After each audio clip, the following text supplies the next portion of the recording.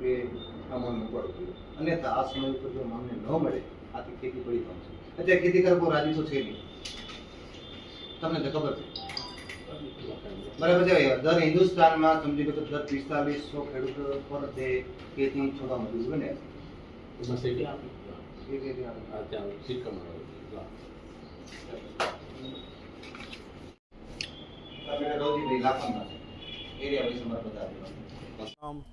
નારાયણભાઈ આંજર વરસાણી, મારી ભૂત તાલુકામાં ભારતીય કિસાન સંઘની કોષાકની જવાબદારી છે.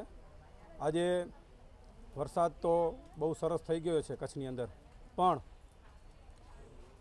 આજે ખેડૂત ખેતી કરે એના માટે બહુ સમસ્યાઓ, જેમ કે ખાતરની સમસ્યા બહુ થઈ રહી છે.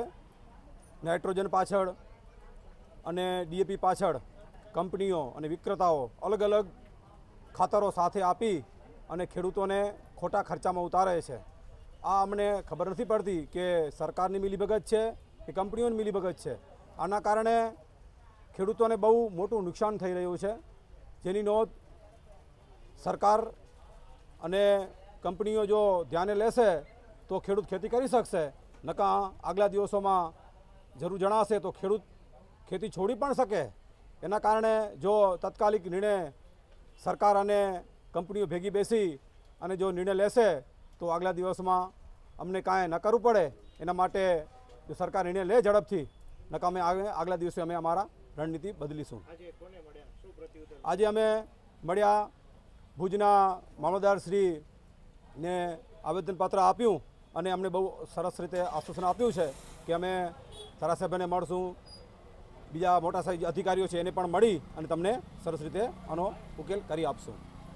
મારું નામ છે કાનજીભાઈ કે ગાગલ, ભારતીય કિસાન સંઘ ભુજ તાલુકાની જવાબદારી.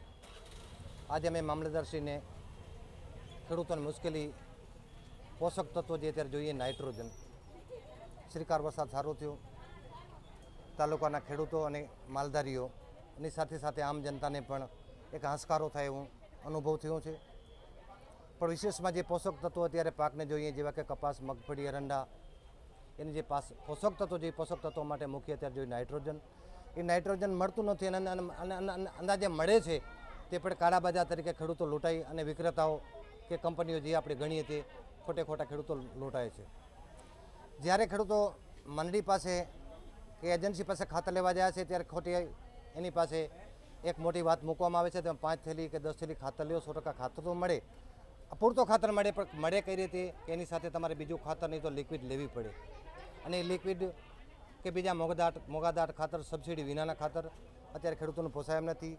અત્યારે ભારત ખેતી પ્રધાન દેશ છે અને ખેડૂતોને બચાવવા હોય તો આવા મોંઘાદાટ ખર્ચમાંથી બચાવવા હશે તો જ આ ખેડૂત બચી શકશે. અન્યથા આપણે જોઈ લ્યો છો, આપણે સૌ જોઈ રહ્યા છીએ કે અનાજ બધાને શુદ્ધ જોઈએ છીએ, પાણી બધાને જોઈએ છીએ, ઝાડ બધાને જોઈએ છીએ, પણ મહેનત કોઈને કરવી નથી. પણ એક જ એવો ખેડૂત વર્ગ છે કે દિવસ રાત મહેનત કરી અને પોતાની ખેતીમાં ખેતરમાં કામ કરે છે, પણ જ્યારે એની જે પોષક તત્વો જોઈએ ત્યારે સમયસર નાઇટ્રોજન ખાતર હોય એ ખાતર મળતા નથી, અને મળે છે ત્યારે સિઝન વીતી ગયા પછી મળે તો એ કોઈ કામનું નથી. એના માટે આજે અમારે ભુજ તાલુકા ભારતીય કિસાન સંઘના મુખ્ય કારોબારી સભ્યો આજે મામલતદાર સાહેબને એક વિનંતી કરી કે વહેલી તકે અઠવાડિયાની અંદર ખાતરની વ્યવસ્થા થાય અને ખોટા ખેડૂતો દંડાય નહીં, ખોટા ખેડૂતોનો ખર્ચા ન થાય, એના માટે પણ અમે એક માંગણી કરી છે. વિશેષમાં તો જો સરકાર શ્રી એમ કહેતી હોય કે લિક્વિડ સારું છે તો લિક્વિડ સારું હોય તો શું કરવાનું લોકો ન અપનાવે. જો તમારે અપનાવવું હોય તો સબસિડી સ્વરૂપે ખેડૂતોને તમે આપી શકો, અમે ના નથી પાડતા, પરંતુ જે ઠોકીને બેસાડો છો એમાં સરકારને તો વાંધો નથી પણ ખેડૂતોને 100% વાંધો આવશે. અને આવો નવો સમય રહ્યો તો આવતો સમયમાં ખેતી કરવી બહુ મુશ્કેલ થશે. તો વહેલી તકે આના ઉપર સમાધાન લાવે અને સરકારશ્રીની વિનંતી કરી કે આમાં સરકાર શું સાબિત કરવા માંગે છે.